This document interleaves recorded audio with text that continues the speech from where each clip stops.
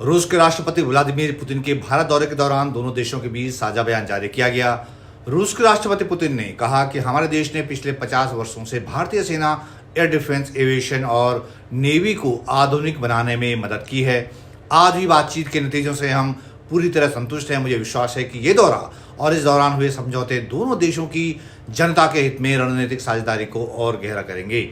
Putin ने कहा कि रूस और भारत ने ब्रिक्स की बुनियाद मजबूत की है। अगले साल भारत ब्रिक्स की अध्यक्षता संभालेगा और हम अपने भारतीय मित्रों को हर संभव मदद देंगे। पुतिन ने कहा कि रूस और भारत ब्रिक्स, एससीओ और ग्लोबल साउथ के अन्य देशों के साथ मिलकर स्वतंत्र और आत्मनिर्भर देश नीति चला रहे हैं। हम संयुक्त राष्ट्र में स्थापित अंतर्राष्ट्रीय कानून के मूल सिद्धांतों की रक्षा कर रहे हैं।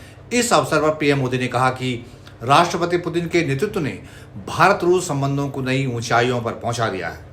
साझा बयान के दौरान पहलगाम आतंकी हमले का जिक्र भी आया। पीएम मोदी ने अपने संबोधन में यह भी रेखांकित किया कि दोनों देशों ने आतंकवाद के खिलाफ लड़ाई में हमेशा साथ खड़े होकर मजबूत कूटनीतिक संबंधों का परिचय दिया है।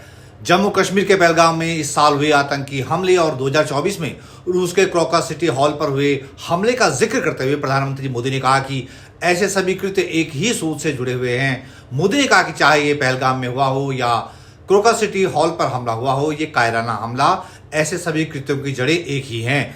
भारत मानता है कि आतंकवाद मानवता के मूल्यों पर सीधा प्रहार है और इसके खिलाफ वैश्विक एकजुटता ही सबसे बड़ी ताकत है। प्रधानमंत्री ने यह भी घोषणा की कि दोनों देशों ने 2030 तक व्यापार बढ़ाने के लिए आर्थिक सहयोग कार्यक्रम पर सहमति बनाई है और भारत रूस के बीच कनेक्टिविटी बढ़ाना शीर्ष प्राथमिकताओं में शामिल है।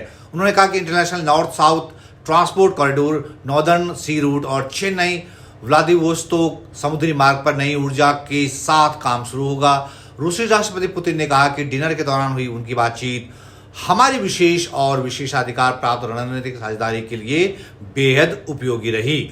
उन्होंने कहा कि प्रधानमंत्री मोदी और मैंने एक घनिष्ठ कार्य संबंध स्थापित किए हैं। हम एससीओ समिट में मिले थे और रूस भारत संवाद की व्यक्तिगत रूप से निगरानी कर रहे हैं।